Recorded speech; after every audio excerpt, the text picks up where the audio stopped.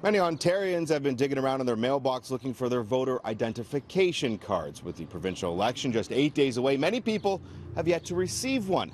City News has learned that 500,000 voter identification cards have been delayed because of a processing issue with Canada Post.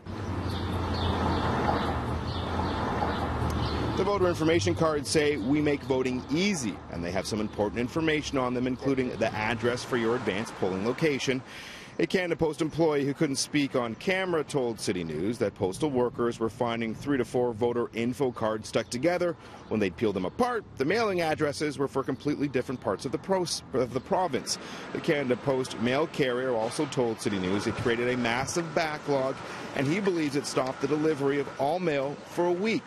We asked Canada Post to confirm these allegations. They didn't. However, in an emailed statement to City News, in part, they say, we experienced an issue processing approximately 500,000 from the last batch of the cards. We quickly put additional resources in place to sort these cards manually. We are still investigating the cause of the mechanized process failure. All cards currently in our system should be out for delivery by end of day today. We apologize to Elections Ontario and to anyone who has yet to receive their voter information card for the delay. The issue has left some voters vexed. I just knew the election was coming up and we're starting to wonder where they might be. But, I mean, they arrived yesterday, so we're relieved, I guess. When you hear about 500,000 of them were delayed because of a processing method, they were sticking together, they had to manually take them apart. I mean, it seems perhaps just an unavoidable mistake, but obviously concerning for people who want to get to the advanced polls. When it comes to voter turnout, we know that's always a big thing, trying to get people to the polls to vote. Concerns with so many of these voter ID cards delayed, how that could affect potentially a voter turnout? Yeah, I mean, now that you mention it, certainly, it would be concerning if it had an effect on that, Yours just came in a couple days ago.